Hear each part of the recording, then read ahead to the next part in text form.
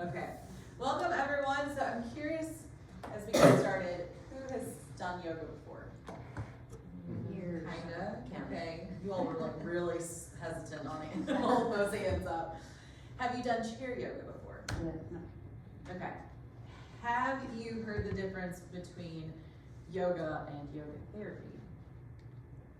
No. Okay. And that's where I always like to get an idea of where we're at.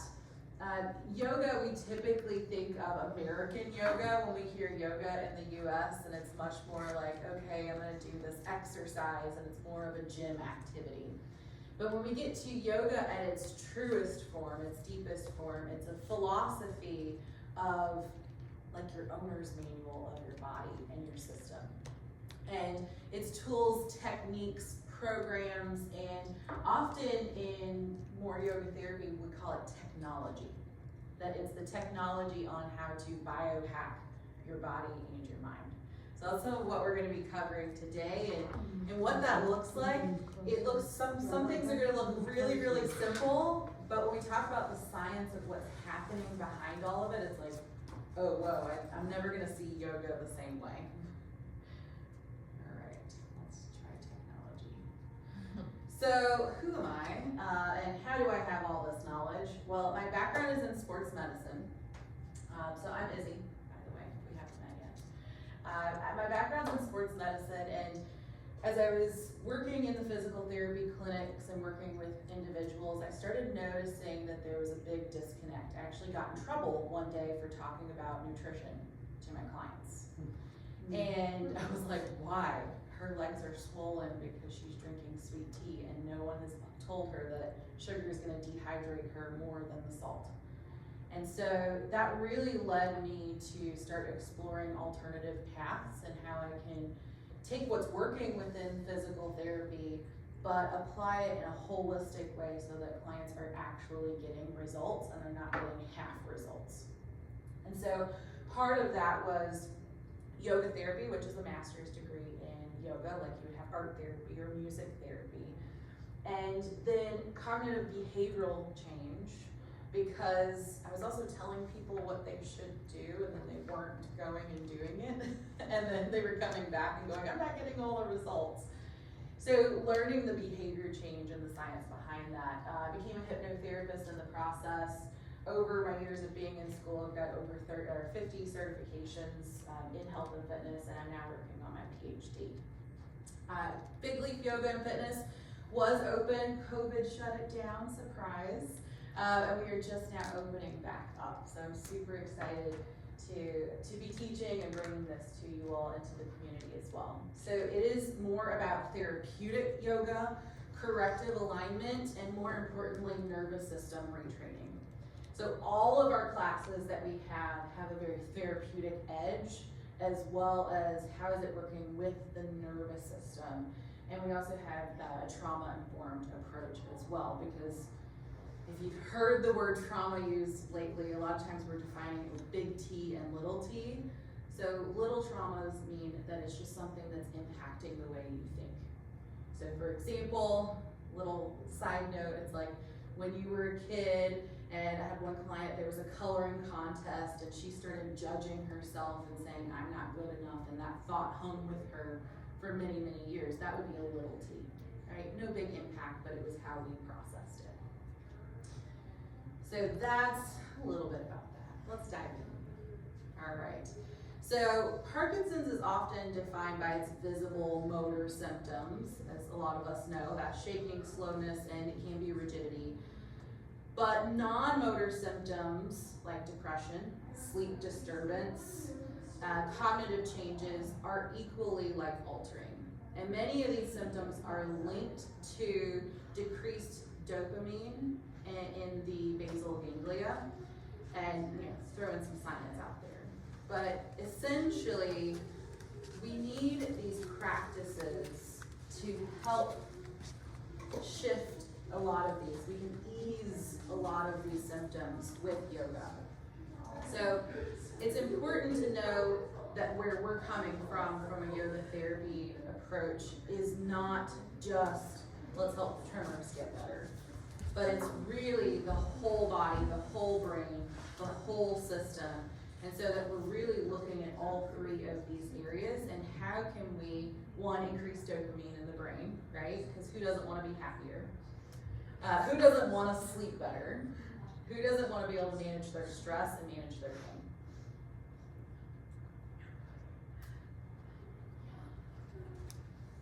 And so the biggest aspect of how yoga therapy works is neuroplasticity. Have we heard this word? Okay, you're all like, oh yeah, we hear this all the time. So your brain can change. And neuroplasticity means that the brain can rewire itself, but we have to have repetitive movements and repetitive practice in order to make that happen. We can build new brain pathways, or we can strengthen ones that have weakened.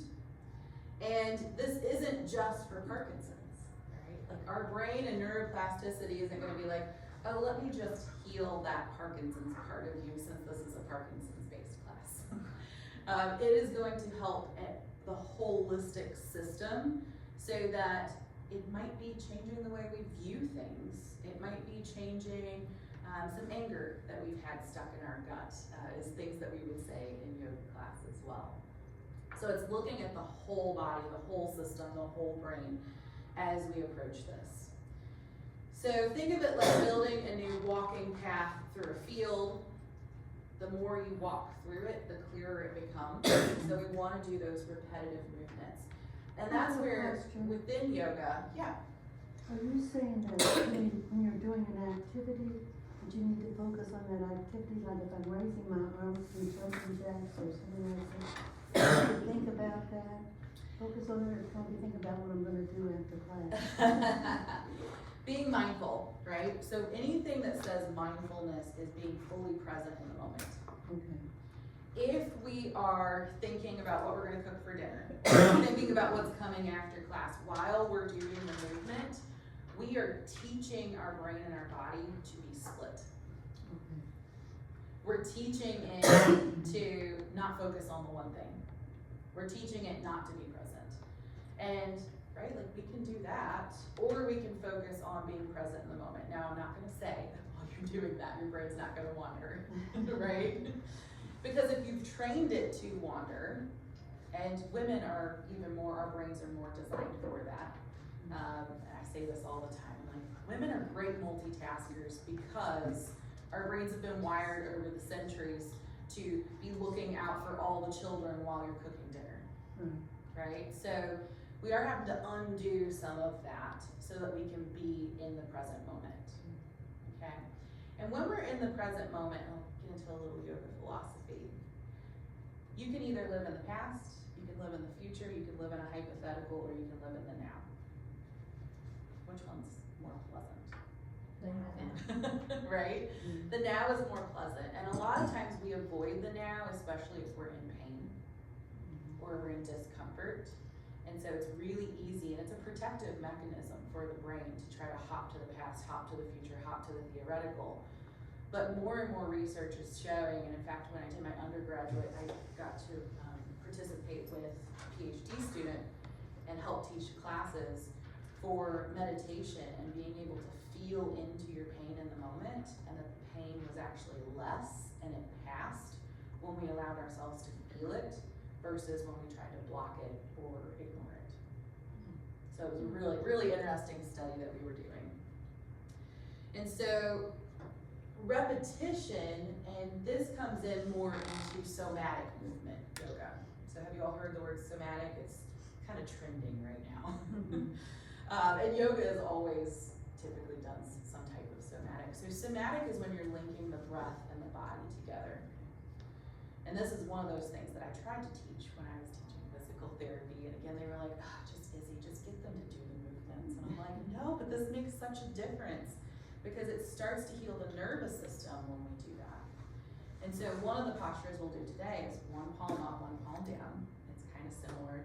You all have probably seen this exercise where we're here and then we're gonna exhale, exhale.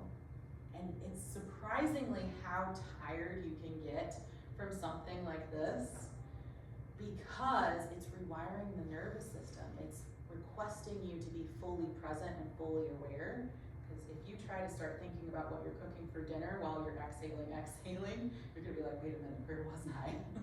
And you will get lost in it. And again, it's gonna rewire the nervous system as well. So scientifically, neuroplasticity involves the brain abilities to reorganize synaptic connections. As we're doing these movements, you are teaching your brain to rewire. And as we're doing these movements and we're rewiring the nervous system, you might be like, I can't do it. I don't feel like I can do it for very long. The more and more you do it, you're asking your brain to light up certain centers and make it possible. Just like a baby trying to walk, right? They are falling, they are crashing, they don't have the ability yet. And then suddenly we're walking, and most of us don't even take the time to really feel heel toe, and then you slow it down, which mindful walking, and then you're like, oh my gosh, how do I turn around? Like, how do I actually do that? Because we're no longer thinking about it. And that's the autonomic nervous system that comes on board. And we're gonna rewire the autonomic nervous system. All right, so how we do yoga and somatic movement, as we were starting to move into. Yoga and somatic is that body-based movement that helps retrain the brain and calm the nervous system. So in part of my PhD program and what I'm working with is, in order to rewire the brain, in order to create new habits, in order to thrive beyond just surviving, the nervous system has to be calmed. Because the brain is not going to go, how do I become the best version of myself if your nervous system is in fight or flight? And pain is one of those things that can cause it to be in that. Or thinking, ruminating thoughts about like, oh my gosh, how much worse am I gonna be? How am I gonna function today? Like all of those thoughts can help pull us back down into that. Versus in yoga class, I will give you lots of positive affirmations and help you think a little bit bigger. From a neurological standpoint, somatic movement activates the afferent feedback loops, meaning signals that are sent from the body to the brain to strengthen motor planning and sensory integration. And this is essential for Parkinson's, where the connection between intention and movement is often disrupted. We're strengthening that neural pathway. Then our breath-regulated movement increases the cortical synchronization between your motor and prefrontal areas. And movement paired with breath actually boosts your cerebral engagement. So that'll help with balance and stability. All right, try not to dive into too many of the boring words. So the brain has a map of the body in your motor cortex. And so when you move intentionally, like very small movements, I'm not talking about, okay, everybody's in Warrior 2, and we're gonna do all these big giant squats. We're not gonna do a lot of that. We'll do those very minimal, but it's actually these little movements that we're doing, such as tapping our fingers, lifting our arms slowly, so that we can activate brain regions is more important. And again, it's one of those things I always tell my students, I'm like, if someone was looking in the window and watching what we're doing, I'd be like, oh my gosh, that looks so easy. And then I'm like, yeah, I dare you to come in and try this, because it's far more challenging than it actually looks. And it's not gonna be challenging because of Parkinson's. It's gonna be challenging because we're rewiring the nervous system. And so it would be anybody who's attending. And it is working again to continue to strengthen that brain-body connection. Fine motor exercises like finger sequencing are really powerful. And I'm gonna give you an example of one here today where the Kirtan Kriya, we're just going through tapping our fingers, how much it's activating in your nervous system, that the Alzheimer's Association actually did a study with it and showed that it is slowing and reversing Alzheimer's just from doing this meditation. So these are powerful things that are working that seem so simple, and because they're so simple, most people go, that looks too easy, I'm not gonna do it. But it's taking the time to do it. So talking about the breath, again, the nervous system, when we breathe slowly and deeply, we can start to activate the vagus nerve. And right now, again, trending is vagal toning, vagal stimulation, where you can get implants put in you. You can wear implants on the outside of you. I guess that's not implants, is it? But it's a plantation device on the outside. And yoga has been teaching vagal toning for thousands of years. That we have this ability to vagal tone without any devices. That we can do this on the regular. And one of the biggest ways is just belly breathing. But many of us are so caught up in the day-to-day that we don't take the time, that we don't have the container, that we don't have the space or the accountability to sit and practice it. But just doing these big, deep breathings, I see this in clients all the time. I had a client last week, she told me, she was like, I've only been one session a week for the past 6 weeks. I've lost 10 pounds and I haven't even done anything. She's like, how did that happen? And I was like, because you are making your parasympathetic nervous system kick on. You're getting all of the stress hormones out of your body. And she was like, wow, just breathing and like doing mindful movements is making that happen? I'm like, yeah. So it's amazing the amount of stress and inflammation that will have an effect on your body. I have a question. Where's yeah. the vagus nerve? So the vagus nerve runs throughout your body, but one of the trigger points for it, one of the pressure points for it is right behind your diaphragm. So that when we do that deep belly breathing, it's the diaphragm is inflating, which then allows the lungs to inflate more. So what's happening is it's massaging your heart, it's massaging your intestines, and the bigger that breath, the bigger the belly gets, then it pushes on that nerve, and it automatically helps you go into rest and digest. Yeah. Thank you. Very welcome. Yeah, and so there's different ways to access it. So it's a great question, because if you see like the vagus nerve stimulators and stuff, they will be put on different parts of the body, because it can be accessed from different points. But from a breathing perspective, that's how we access it. All right.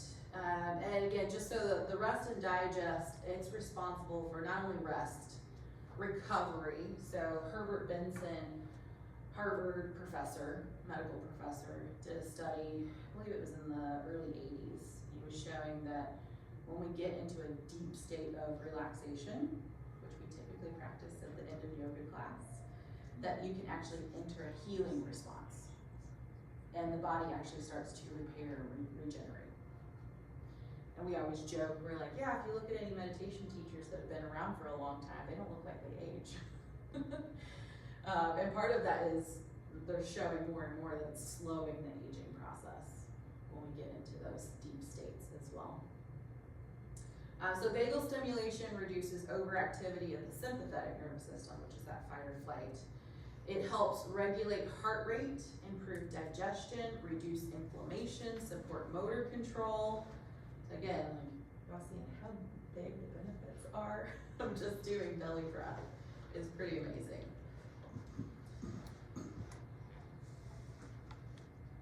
So when we tune into the body signals like muscle tension, when we start to notice when we're shallow breathing, when we start to notice when we're tensing, we start to notice the awareness of when we're having more tremors, when we're feeling more pain, then we start to have the overall ability to become more aware of our body, and it does give us a sense of control by having that awareness too.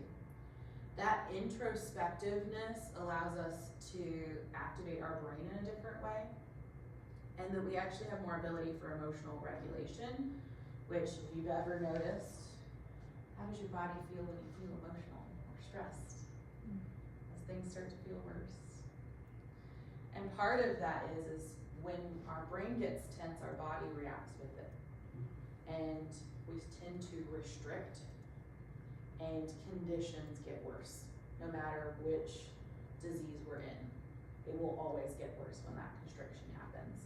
When we get into a relaxed state, we start to expand, we start to soften. And so that's the most basic form of how we can talk about this. All right, so here's the practice, the first practice that we're gonna do today. It's pretty simple.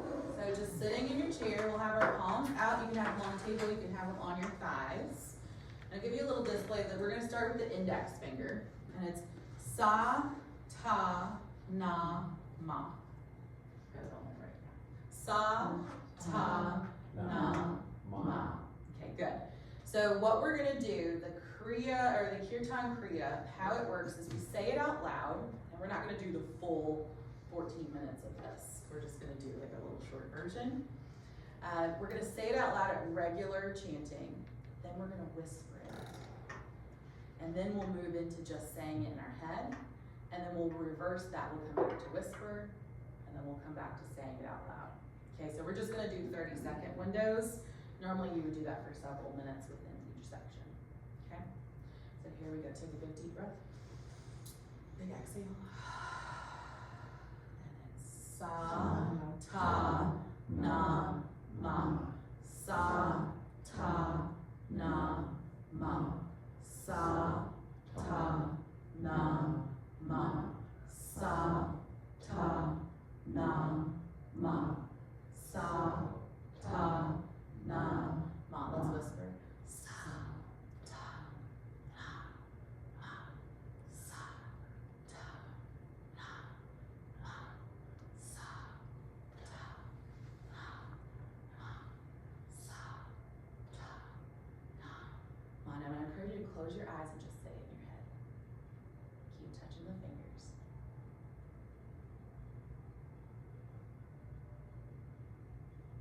Then come back to a whisper. Sa, ta, na, ma. Sa, ta, na, ma. Sa, ta, na, ma. Back to regular voice. Sa, ta, na, ma. Sa, ta, na, ma. One more time. Sa, ta, na, ma. How'd that feel? How's your wrist feel? Your fingers, right? And so there's a lot going on here. So as far as cognitive benefits and brain health, memory and cognition function has been shown, as I mentioned, to improve memory, attention, executive functions, so our prefrontal cortex, making it a supportive practice if we're having any type of cognitive decline. It increases cerebral blood fluid, or blood flow. The combination of mantra chanting, so it's stimulating the tongue, the roof of the mouth, and it's stimulating key parts of the brain, particularly for motor sensory cortex. From a neuroplasticity standpoint, this is supporting your brain's ability to create new connections, leading to overall brain health. And nerves that are coming from the neck, which support our breathing, which support a lot of our main functions. Each time we touch a different finger, it's stimulating a different nerve that's traveling all the way up to the neck as well. And overall, like, it increases telomerase, which is an enzyme linked to cellular longevity, and it's typically a marker of good health in blood tests. This regulates the nervous system, regulating cortisol levels, and then also has that emotional stability approach as well, which will regulate your mood, help with depression and anxiety. What do we think? Do we like it? Thumbs up? Thumbs down? Yeah. Okay. Perfect. It's pretty easy, right? Alright, so now we're going to move into a little chair practice so that you can see, like, oh, what is it really good? We're just going to sit there and do breathing and little chanting. No, we do some physical practice as well. So we'll sit in our chair, and here it's really important to sit with our feet on the floor and finding good posture, because it is so easy to move into habitual posture. I do it myself. I tend to have a little lean for like my car console or the couch lean, all right? So it's undoing that. We'll just start with rolling the shoulders back. So it's an inhale, lift them up. Exhale, roll them back. Inhale, lift them up. Exhale, roll them back. And as we're doing this, see if you can notice where you feel your breath. What? Where you feel your breath.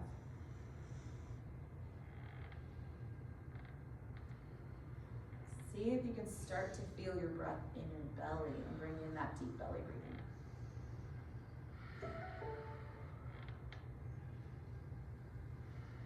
It starts to bring on multitasking in a good way. When we multitask with the body, that's helpful. When we multitask with the brain, it's not. So as the shoulders lift up, the belly inflates. And then as the shoulders drop, the belly button pulls in. Let's do that one more time. And then we'll take our arms out, so you might have to interweave so you don't smack the person next to you, unless you know them and you want to smack them. Relax, okay. All right, one palm up, one palm down. This can be very tiring. At any point it becomes too much, you take a break, okay? We're going to exhale through our nose. And then every exhale, we're gonna flip the hands. So keeping one palm up, one palm down.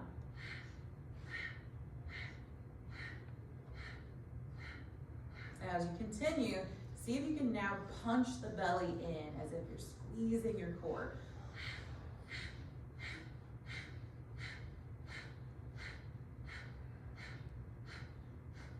A lot of multitasking. I dare you to try to think about something else. Release, bring your hands onto your knees. Right? It makes it really challenging to think about anything else, which brings you fully into the present moment, which will reduce the stress just from overthinking alone. Not to mention how it's working through all of our body muscles that get really tense. Now we'll use our seated cat-cow. So we're gonna round ourselves over. And we're gonna push through our spine. Pull your belly button in. Let the space between your shoulder blades open up. And then we're gonna inhale, lift our chest open, let your belly fall out. And then exhale around. Inhale, lift.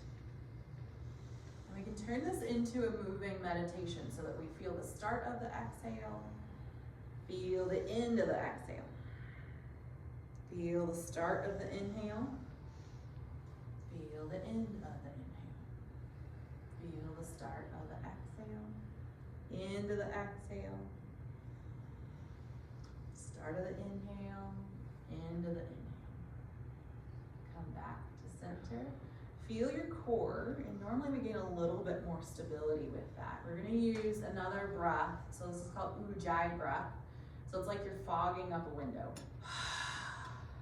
Your deep core will engage when you do that. And I always like, bring back fun memories. We all did it in the car where we fogged the window and we drew a little heart, right? So exhale, tighten up the core. Now, alternate versions of this, you might just lift your heel with your toe on the floor. It's still gonna engage your core. Or you might pick up your foot entirely. Okay, so we'll do a little march. Optionals, hands out. This is called a yogi march. We've got our index to our thumb. We're gonna take that exhale.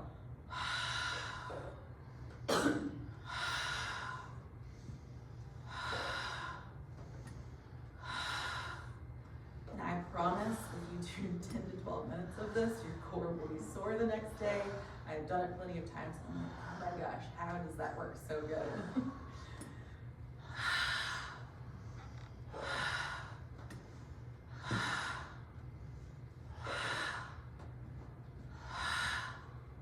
And the more you do this, the better you get. So right now you might be like, oh, the elbows and the knee are not moving at the same pace. Are you starting to feel a little tired?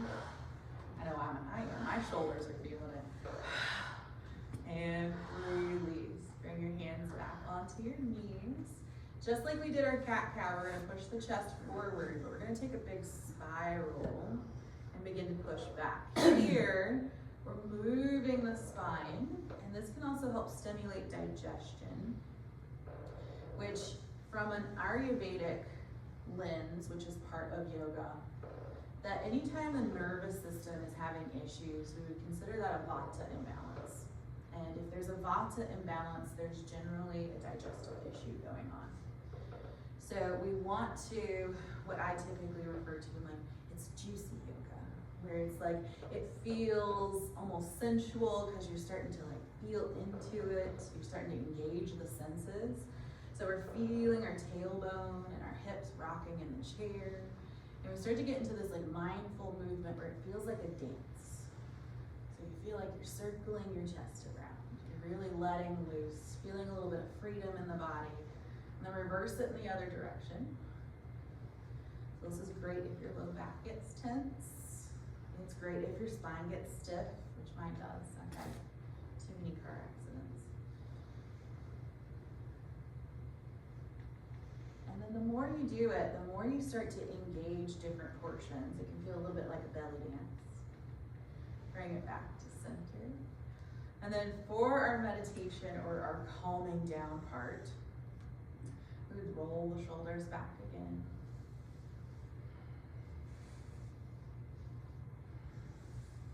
And then we start to move into more of those gentle stretches. We'll bring one hand to the chair. You might heavily grip and lean, or you might just have your hand there and just let the head and neck drop to the side. Focusing our breath again, we're using that belly breath, so we're gonna let the belly get big. Again, if you're used to holding your belly in, see if you can really let it get really big. That will tone the diaphragm. And if you do happen to come up with pneumonia or something like that, if this is all exercised well, you're less likely to have to go to the hospital for pneumonia. Now, as you continue that deep belly breath, see if you can also feel your breath in your neck. So imagining if you could allow your breath to swell up that area and then release it. And this starts to build our connection with our body, what we typically refer to as an embodiment. And this will also help with decreasing pain. Slowly bring yourself back up. Sit in the center for just a moment and really let yourself feel into left and right side. See if you can feel a subtle difference. And then we'll do the same on the other side. Hand comes down. Let the neck drop, head drop. You choose how much you'd like to lean in, as much as you can support yourself. And then feel the belly. We always want to come to the belly breath first. And then see if you can feel the belly rising and falling while feeling that breath expanding into any tight spots. So that internally you're massaging that area. This will help break down any fascia. So that you have this coating and webbing over top of our muscles. That's typically where we feel tight. Take another deep breath. And then come back to center. Now we'll be doing somatic movement here. So moving through the chin. We're gonna let our shoulders drop, finding that posture, finding that deep belly breath. We're gonna move with the breath. So it's gonna be an exhale, look over that shoulder.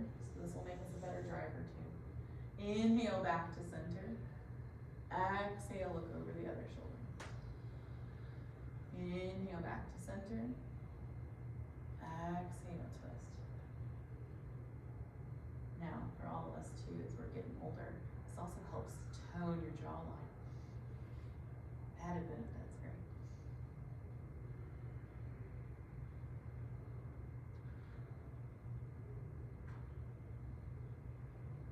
Now this one, we can do up to 7 minutes. We're not gonna do 7 minutes of it today.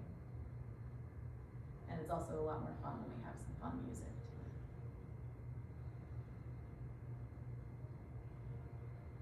Let's do this one more time on each side.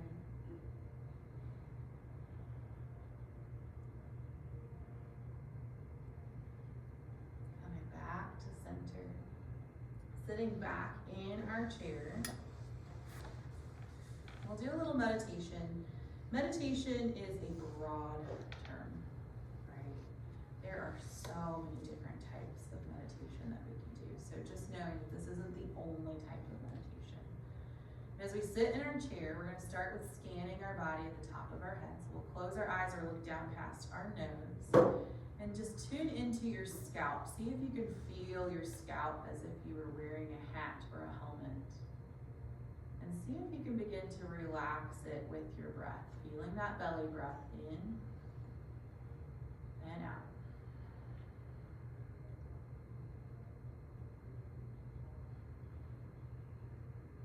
You might imagine like a warm waterfall flowing over top of your head, releasing, relaxing the muscles.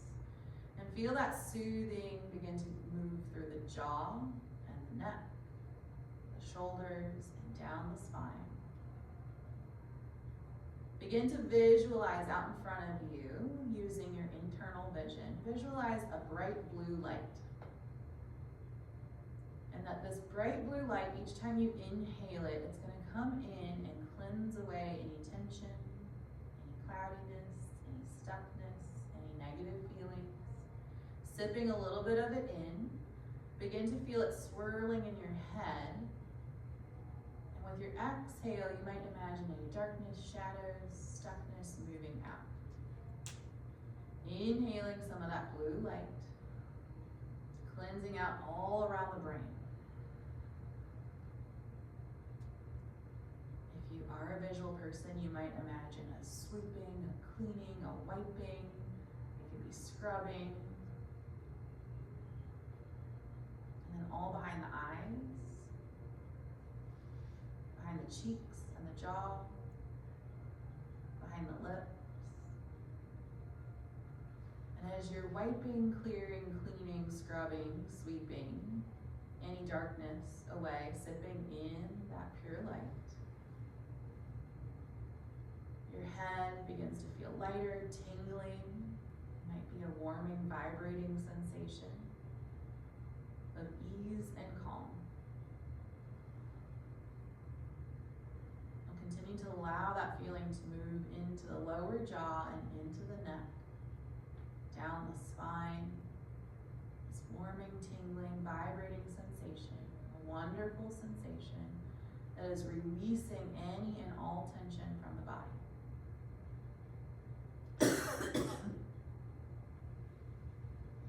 Feel any darkness, stuckness, shadows moving out of the neck. Feeling free, light, and clear. Begin to feel that feeling moving down the shoulders. And as this light is filling up your body, it begins to speed up the clearing process. Wiping, clearing, cleansing, cleaning, scooping out all around the chest, around the heart, around the spine, through the ribs. Warming, tingling, vibrating sensation of deep relaxation of your body beginning to rejuvenate, to feel lighter, to feel freer.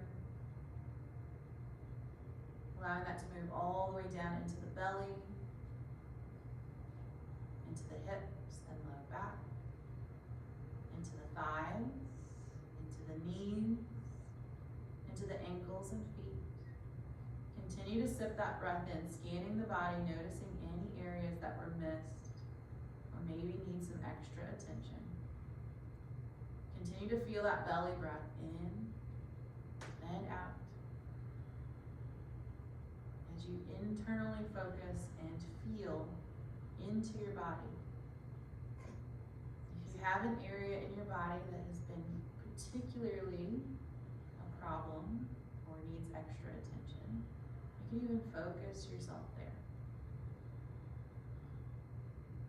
Feel it being soothed with a healing, loving light.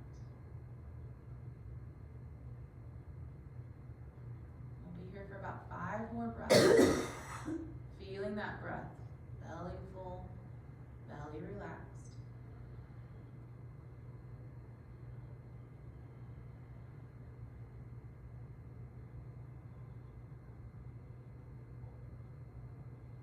Turn our palms up, begin to open your eyes.